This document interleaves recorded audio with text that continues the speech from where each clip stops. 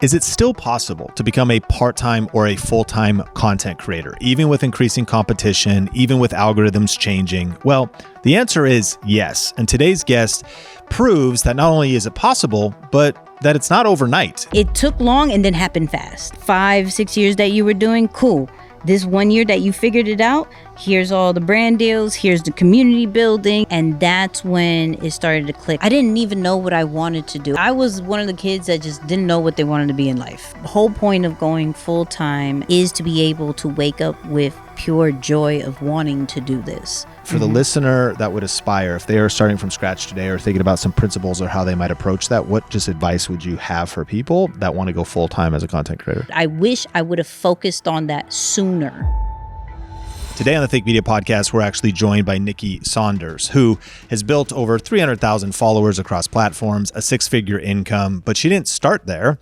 She started with 9-to-5 jobs and freelancing and serving in the Navy and figuring out her path. And the cool thing is that there are principles you can apply to your own journey. So if you want to go part-time or full-time as a YouTuber, content creator, then this is the episode for you. Let's lock in because it's packed full of nuggets. Here we go. Overnight success is never overnight. How would you answer the question of how long did it take you to go full-time as a content creator? I would really have to say from a long version, probably about 7 years per se.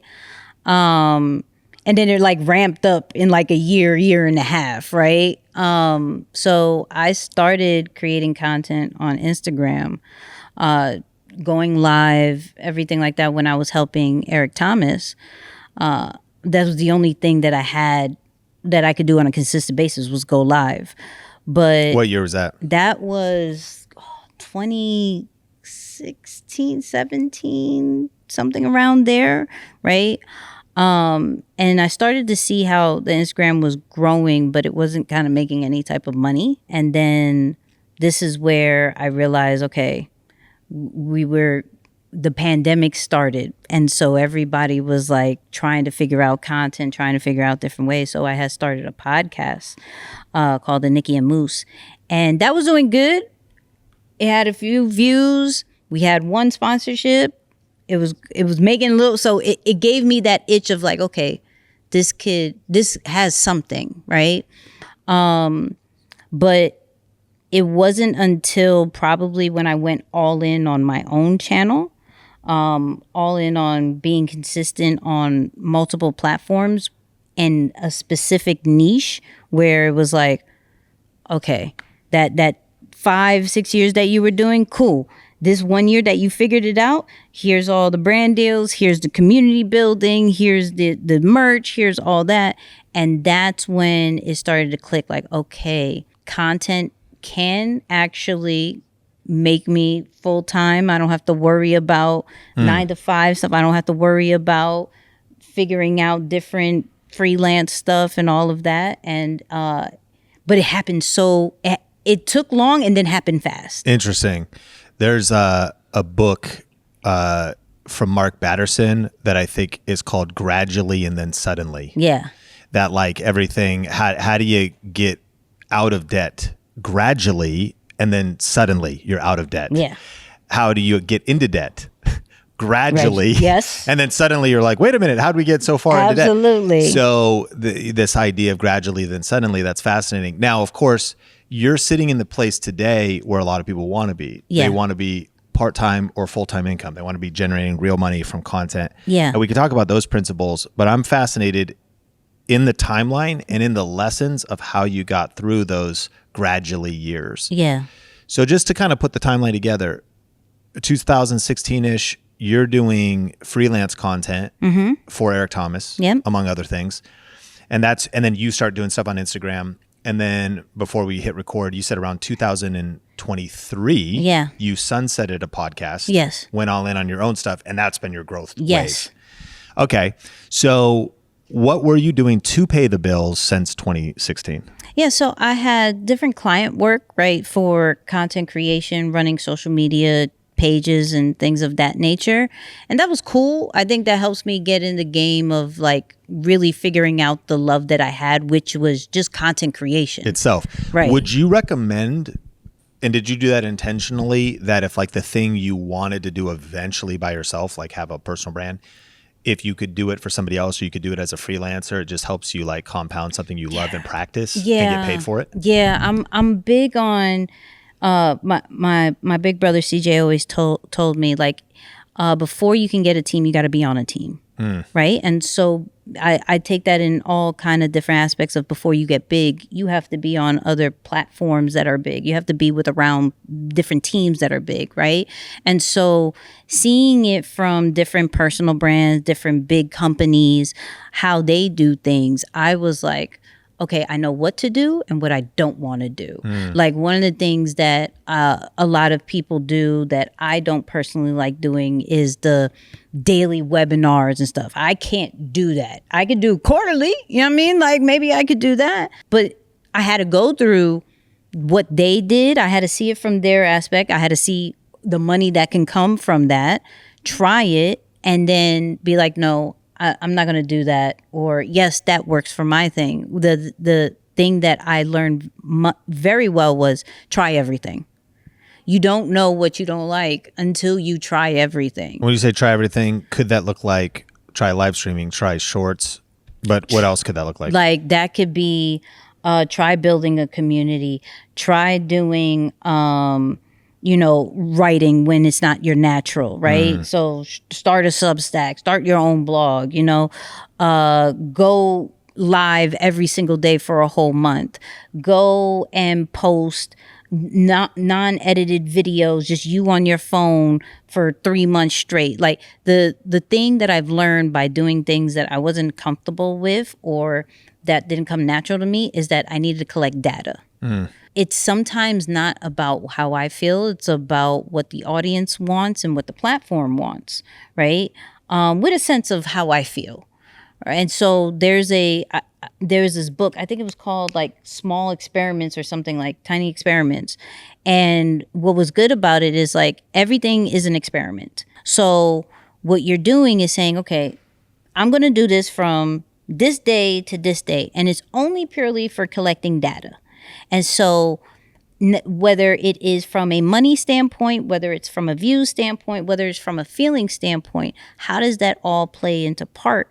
And so that's how I was starting to make my moves, not just off of feelings, not just off of views, not just off of money, but all three of them to be like, okay, I like this. Because I've seen it being on these big teams. I've seen where the money thing happens and how a lot of creators get burnt out and just miserable when they're just focusing on the money or they're only focusing on the views and they don't got no money. So then they get burnt out off of that way. And then they're almost guaranteed to go back to a 9 to 5. And so I was like, okay, let's do 3 metrics and see how that goes along to figure out what is my like full-time, part-time formula. So what did you eventually discover? I discovered that I'm a great community builder. I love working with brands, so brand deals have been great for me, right? And I love experiences, meaning not necessarily like the mastermind style like that per se, but more of bringing people together and like locking in on like finding a hotel and us just working and creating something at the end. Yeah, so in person stuff. Experience. Yeah, that's tangible. Yeah, relational. That's what I realized. So is people my can key do that thing. with you. You have like an offer. Yeah, like so. One thing that has been real big for me is what is the world that I'm building, right? Not what is, and I say community because that's like the common trend word, but what is the world that I'm building? How, for me, I'm big on introverts and ambiverts feeling seen and heard by being their authentic self, creating content, being a global brand without burning out. That's my biggest thing. How do we create that world that allows them to do that with the right systems, with the right support and all of that? So for me, it's looking at my own life, and that's what I've realized that the best creators do is like looking at their own life and what has made them get to the next level, what has helped them be happy, what has helped them go through, get out of the burnout and everything like that. Why am I not creating that for others? why am I just keeping that? And realizing people be like, yes, I want to be a part of that. Yeah. I actually want to pay for that. Yes, the educate, especially in this AI world, education is so available. It's how are you making me feel accepted, but also guiding me through all of this overwhelm. And so that's what I've been building with Lion's Behavior, where, okay, I have the educational side when I want to tap into it.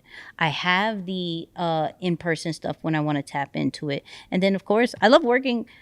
We're talking about so many different tools and all that. I love working with different brands because that's another way of working inside of like, until I can figure out my own quote unquote tool or my own product, I'm looking at how these other AI tools are doing it. I'm seeing their launch products. I'm seeing how they're doing it and the importance of how creators are. Like my goal now is like, what is the big company that just needs a content creator that in an executive role?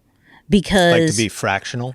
Yeah. Why? Because So you're now thinking about from the place of influence and authority that you've built about becoming like a fractional team member of the right AI tool partner? not even from an AI tool per se, because what I'm realizing is like business owners suck at creating content, right? Yeah.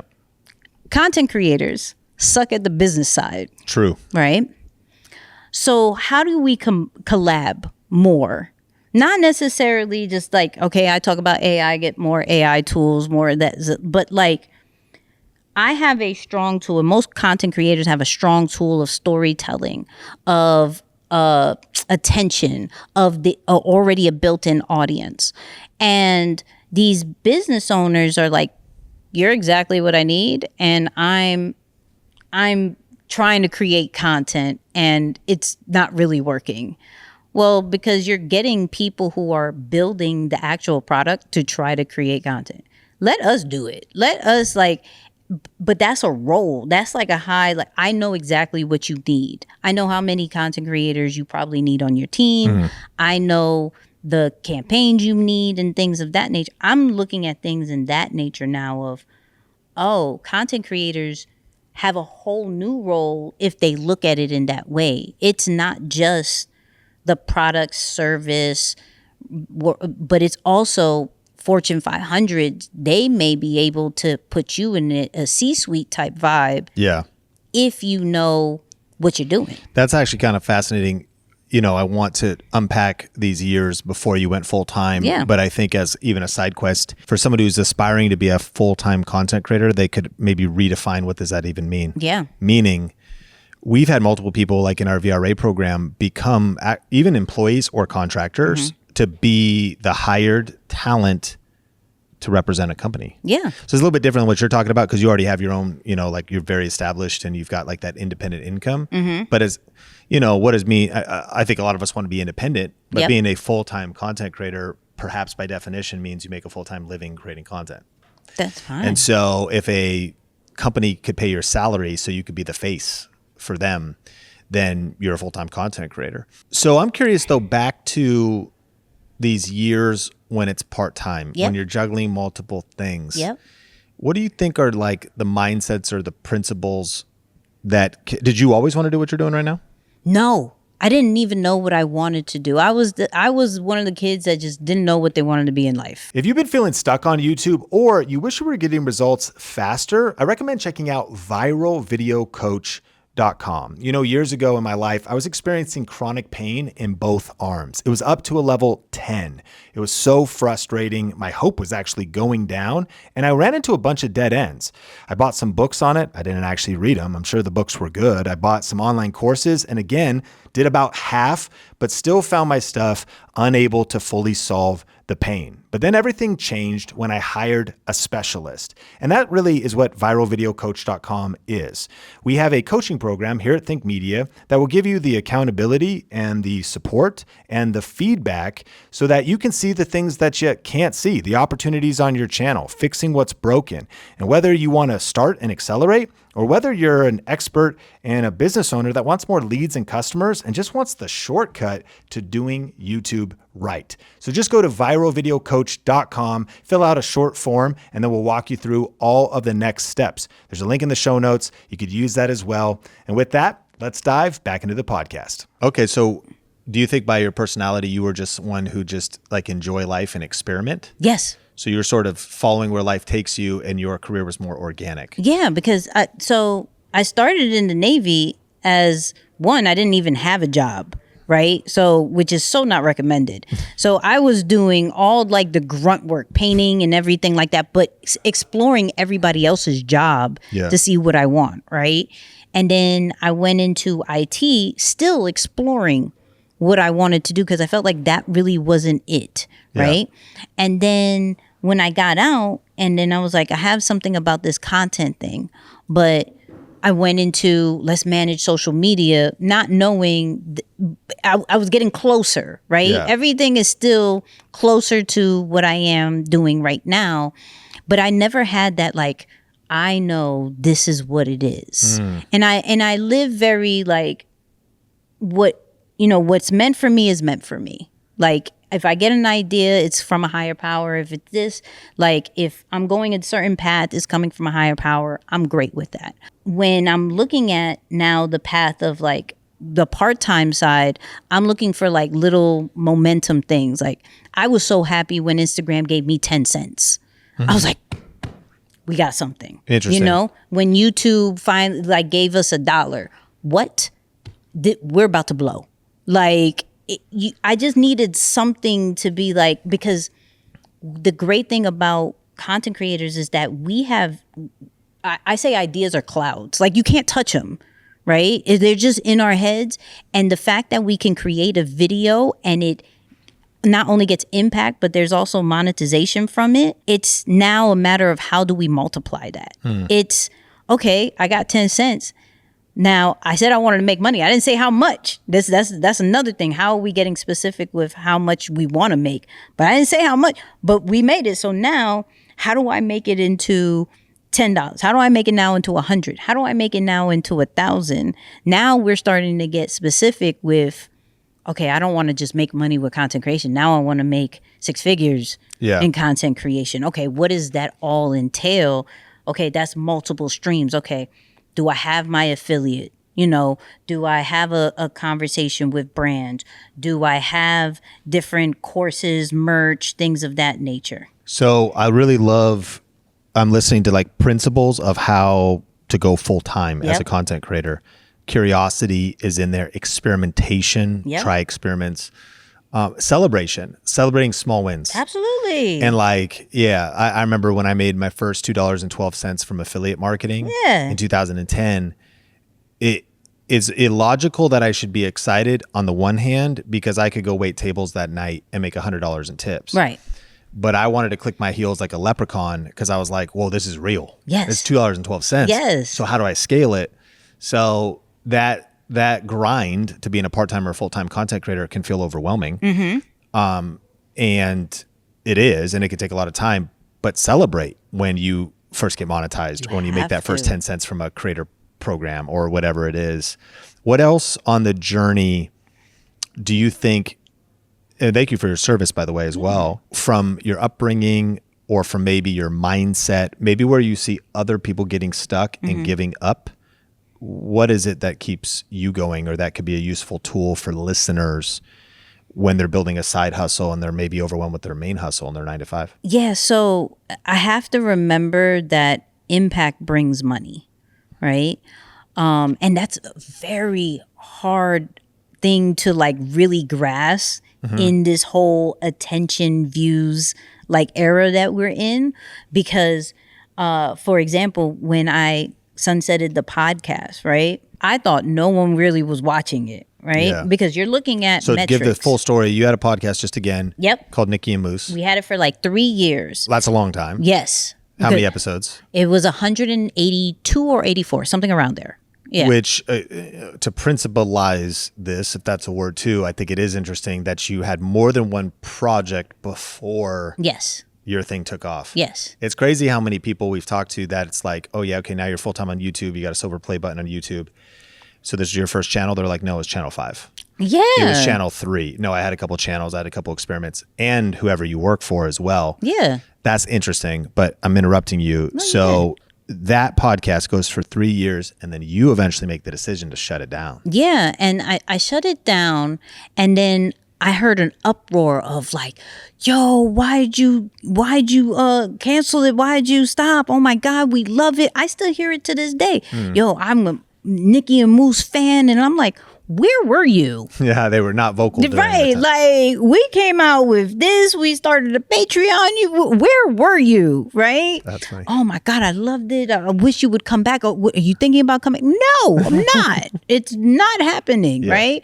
But it taught me that the impact, because they were saying this, brands would start looking at it of like, oh, you got their attention and they followed you to your next situation.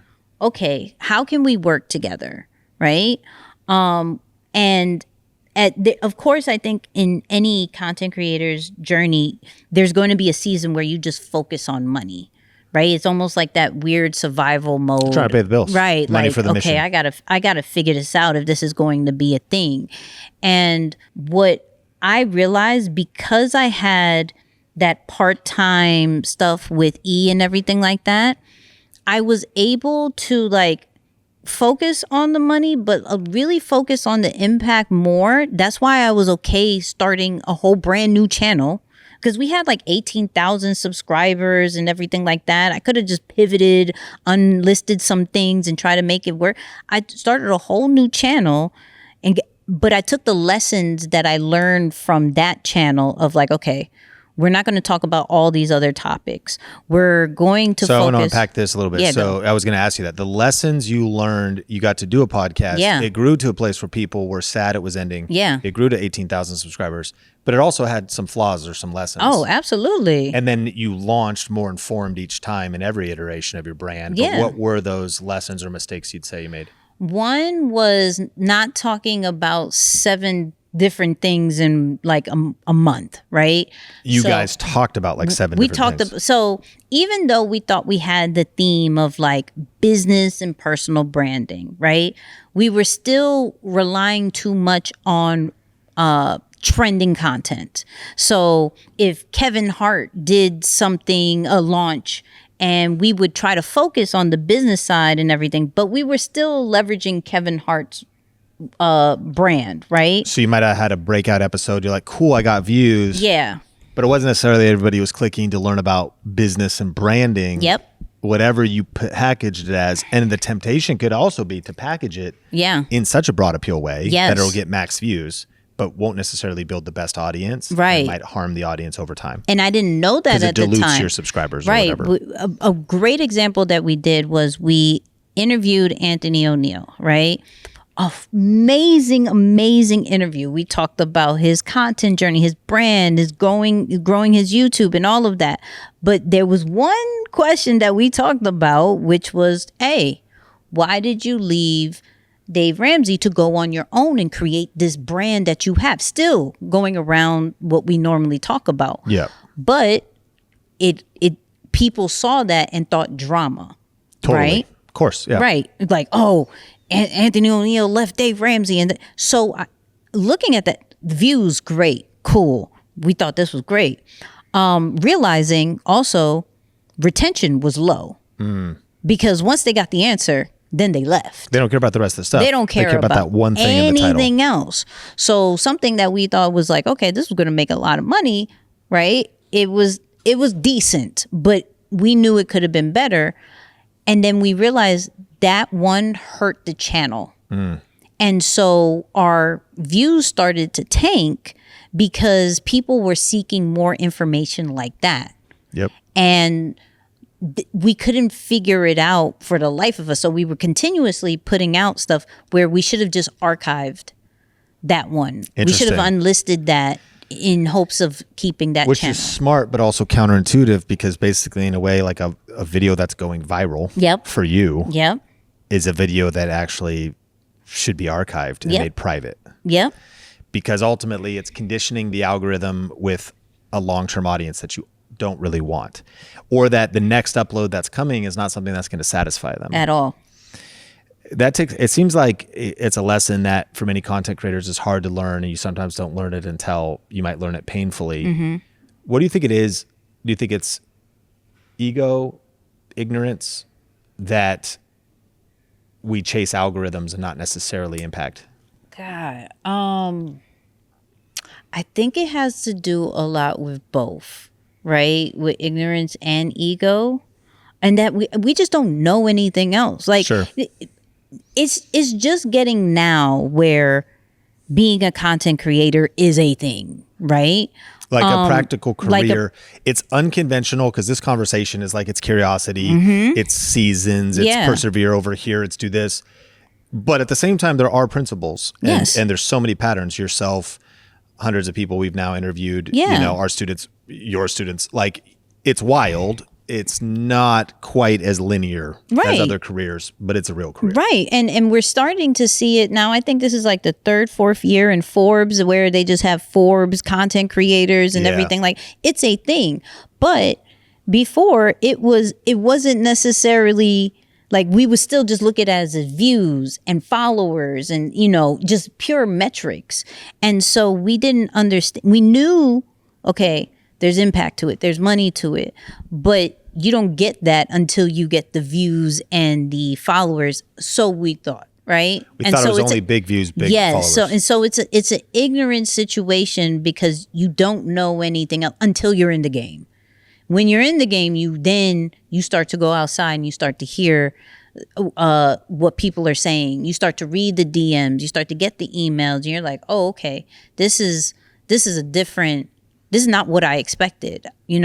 This is a relationship that I'm building with the audience. This is a true connection that I was there Monday at 9 p.m. situation, and I took that away, and now a father and daughter is riding in silence, going back to their crib when they were used to listen to the show. Like, that right there had changed a lot for me, to where it's like, okay, the things that we come out with has to be impactful. It has to be in order to level up or create some type of connection with our audience. It can't just be views, because it doesn't do anything. It doesn't make our audience feel any better, and it doesn't bring more money to our pockets for the long term. If I can make my audience happy, they're going to continue to pay me for long term. Yeah. Right? Where we can, for people who build communities, we hear this lovely term called churn rate, right? And so some people have like a 3-month churn rate or whatever. I have people in my community for over a year, and they're planning to go nowhere. Not necessarily because they're using all the resources that I have or anything like that. They're like, yo, I feel the most seen and heard here. I know you care. And that's the most important. Like, the impact is so important. And so, yeah, the views are great. And I look at it in the sense of the metric still has to attract people that don't know us, meaning the brands. Yeah. So there has to be a strategy of, all right, we still have to pay these types of bills with this type of metrics. But now if we're thinking about long-term bills, right?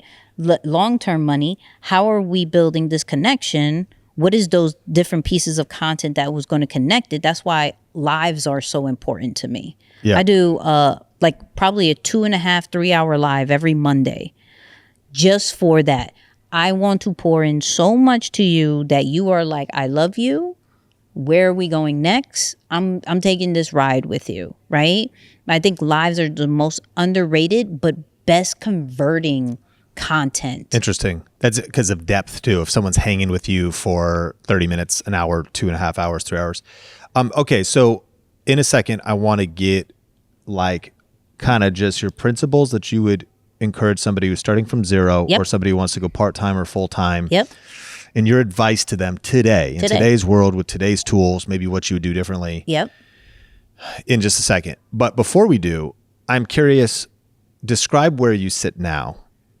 When did you go full time? Mm-hmm. What does it feel like? Mm-hmm. What are some misconceptions people might have about you? How many Rolexes do you own? None. What's the lifestyle of a 6-figure, full-time content creator? Happy in a Honda. Yeah. You know what I mean? Happy, but that's the thing. Happy. I focus more on happiness and freedom than I focus on anything material or anything like that, right? We work so hard to have that. Like if I'm not, if I don't wake up like, okay, I love what I do, right? Then I'm doing something wrong. I might as well just go back to the 9-to-5 situation. I might as well go back to freelancing and something like that because I was doing stuff I didn't want to do. The whole point of going full time and doing the things that I do now is to be able to wake up with pure joy of wanting to do this. Right. And not focusing on, like, I don't have to worry about money in a sense of like I'm checking my bank accounts like I used to. If you're an entrepreneur or a creator that wants to scale their online business, that's why we created the Think Media Mastermind. I have so much more clarity as to my ideal target audience now, which means my content is about to be so much better and more targeted towards the exact person I'm trying to reach. Super intimate, high-level strategy. I had the skills that I already knew sharpened. I feel like I went to my next level. For entrepreneurs and creators that want to scale with YouTube. This was the first time that I was able to get in a room with a lot of other serious YouTubers and talk with other people who love creating content and love YouTube. Usually I don't get to do that, so this is really special. You can check it out at thinkmediamastermind.com. Yeah. Not sitting here like I'm going to Bora Bora every single week either, right? I'm not on the flex economy, as I like to say. There's a whole section of people who like to just create the content of what they're doing with it. I'm more of like, I'm happy, I'm blessed, my family's good and in great health, and that's the only thing that matters to me in my little Honda, and I'm okay with that, right? And how big's your team grown? We actually downsized. We have probably about 3 people now, right? So 7 years plus, 1 to 2 years of explosive growth. Yes. 6-figure creator business, 3 team members, 500 agents, AI agents, absolutely. like AI agents, tools. You're doing this, you're scaling. Yeah. And I love that there's already been many principles we've pulled out of your story, but I am curious your advice. Yes. For somebody that first comes up and is like, is this still possible to be a content creator full time? And if so, or if I want to, and I actually love how, we have similar values in like not really flex economy, how we, might steward or manage our money. Yeah. But what I love about the creator economy is I think it's probably grossly overrated of becoming like a social media millionaire. And it's also grossly underrated of how practical it is to earn a few thousand or a couple, tens of thousands of dollars a year. Yeah. As supplemental income. Yeah. Like maybe you still got your main thing, but you could go more part-time, if you will, the long tail. So saying that for the listener that would aspire, if they are starting from scratch today or thinking about some principles or how they might approach that, what just advice would you have for people that want to go full-time as a content creator? One, that this is a journey that they have to have in mind that if you do not want to do this for 10 years, don't even try. You think it's 10 years? I'm saying the Some people max. say 3 at least. Yeah, no. I'm saying in a mindset, right? Long if haul you mindset. do not want to do this for 10 years. Let alone time to commit to it. Yeah. Once you're successful, now this is what you have to because do. The way do you actually love creating content? That's what. Do you love creating content? Do you love talking to your audience? Do you love the good experiments and the bad experiments? Like the best thing is like, if you get hit, how are you going? How are you going to act? Right? How are you going to act when you get the below 10 views? How are you going to act when that account is still at $10 every single month, how are you going to act? Do you still love it? Right? Okay. And so that's why I say you have to have that long-term thought process of, if I could do this for 10 years, I'm good. Like, this is for me, right? Yeah. Then also being very balanced or try to be balanced as much as you can with the creative and the business side. Did that come naturally for you, or no? That did not come naturally. Which one did you have to learn more? Content. I had to learn more of the business side because I'm a natural creative. So the business side was a lesson, but I wish I would have focused on that sooner, right? But because I had the side situation, I was able to focus on the creative more. And then when I wanted to be like, okay, this is full time, like I got to get more into the business side. I got to understand the different streams. I got to understand, and not the different streams like how typical entrepreneur creators talk about, of like real estate and da-da-da. Yes, cool. I'm talking about my talent. How are we creating multiple streams with just my talent? What people know me for. So being open-minded to what are the from a business side, what are the different streams are we willing to try? Not stay, but just what are we willing to try? Are we willing to do the brand deals? Are we willing to do the affiliate and broadcast other people's content, other people's stuff that is not ours? Are we willing to get into the merch side? Are we willing to do courses? Are we willing to do events? Are we willing to, like, what are we willing to do? And being open to at least trying it once. And if you don't like it, that's okay. Like, it's all about building our monetizing creator formula, like, and understanding that's going to take a little bit of time. But because I'm trying some things, I'm going to collect $1 here. I'm going to collect 100 here. I'm going to collect. So the open-mindedness of doing that has to be there. And then probably the last thing I would have to say is, if it is not creating any type of fun or happiness, after a while, let it go. Let it go. Let it go. Like, if you're not having joy doing it, you have to let it go, because the hardest thing to recover from is burnout. Have you been burnt out? That's one of the main reasons why I had to stop the podcast. I was burnt out. What did that feel like? Drained, impossible. Like impossible to film more. It just wasn't. I didn't want to come up with the ideas. It felt more like a routine now, right? It didn't. When I couldn't get more ideas, that's when I knew I was burnt out. Because one of the things I do know, that I can come up with an idea in 2.3 seconds. I'm very blessed on that one. But when that stopped, I was like, okay, there's something wrong.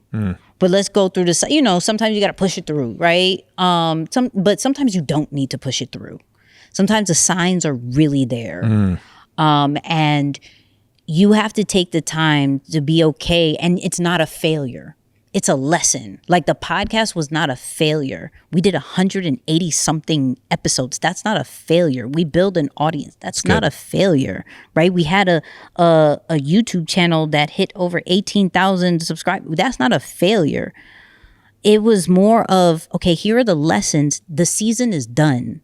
Stop pushing yourself just because you're like, oh, we got to be consistent. This is finally going to blow up the way that we the comparison drug is a drug that we need to stop taking. Okay. It is horrible, because you look at, especially from a podcast standpoint, you look at these podcasts that's been in the game 6-7 years, and then you see them blow up. Yeah. So you're in year 3 and you're like, okay, I got 3 more years and then it's going to go, but you're dying inside. Like, there's a statistic that most podcasts don't make it past three episodes. And then even a smaller percentage make it to 20. Yeah.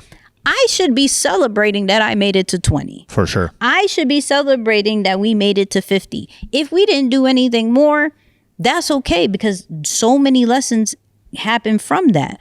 But the smarts of a really good creator is understanding when things need to die. Interesting.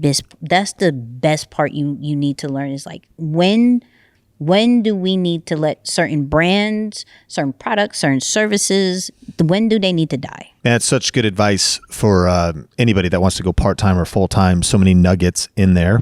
I do have one additional question for you, but I want you to give a shout out. Think Media Podcast. Of course, we'll link this in the show notes. And this is a 2-part conversation. The other part's all about your AI tools, genius, workflows. We'll link to that episode in the show notes. But if people want to follow you, where can they follow you at? This is Nicky's on all social media platforms. Nicky Saunders on YouTube. I'm everywhere. I'm literally everywhere. It's a great feeling. Final question, like, what are some of your feelings of maybe the challenges and opportunities people should consider in a 2026 world? AI, algorithms changing, increased competition. I mean, on YouTube revealed that 20 million videos are uploaded to YouTube every single day. Yeah. That feels overwhelming. Yes. But, in our community, we're watching our students. Recently, Sherry, she's 77. She had 0 social media following. Okay. Across every platform. Yeah. She had no platforms. She had just a smartphone. And we did a cohort for 5 weeks. She posted her first video at the end of the cohort. She got 37,000 views. Just shot on her iPhone. Now, again, whole process. And it was about actually the passing away of her dog. Yeah. Tapped into an identity of other people who've lost animals and pets. But the structure to it, super basic, but like an art form all the way through. Yeah. But what did it reveal? It revealed that you can start a YouTube channel. This is 4 weeks ago.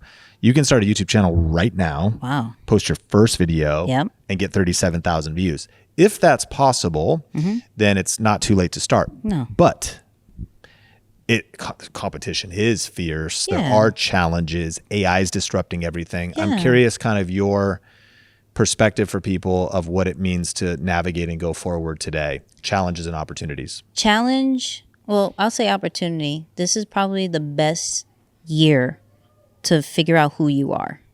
What do you mean? Meaning self-awareness is what's going to make you stand out in social media, in content creation.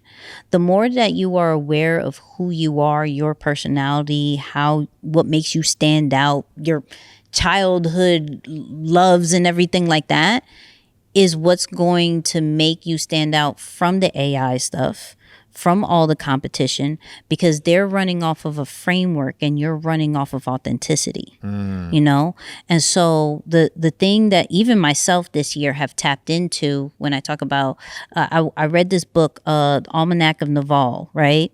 And he talked about people tapping more into the things they liked as a child, right? Because it has a pure effect of who we are now.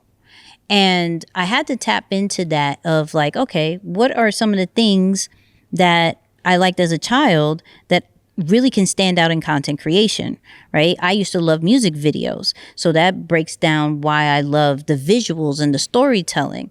I loved computers and all of that. That breaks down the educational side of me and always wanting to find out the latest updates and things of that nature. I used to go to camp, so that's why experiences are so important to me. And me being so aware of that makes me navigate how I create content, how I do the business side more, because I'm leaning more on my strengths of what I had instead of, oh, that happened in the past, or I'm an introvert, so I don't even like doing these types of things. But the more that I'm aware of myself, the more that I can relate to people and give them exactly what they want, because this is exactly what I wanted when I was coming up. This is exactly what I did. So I think even though we have so many tools, we have so much competition and everything like that, what is rare is authenticity. And that's why we hear that so much, that people are so sick of hearing it. But because it's still not it's still not tangible. Like not everybody is authentic. Not everybody is consistent. And that's why we continue to hear consistency. But I think if we tap more into who we are, do the personality test, do anything that you can to figure out who you are, you're going to become a better content creator in the business side. That's a really powerful tip at the end there, and not just surface level stuff and not just surface level authenticity, but really unpacking your childhood, unpacking those unique things about you, growing in self-awareness, becoming a superpower to supercharge your content strategy. Serious gold, Nikki. Thank you. Grateful for you. And Think Media Podcast, like, rate, share, review wherever you watch or listen. If you made it this far, send you massive love and respect and gratitude. My name's Sean Cannell, your guide to building a profitable YouTube channel. Cannot wait to connect with you in a future episode. Until then, keep crushing it, and we will talk soon.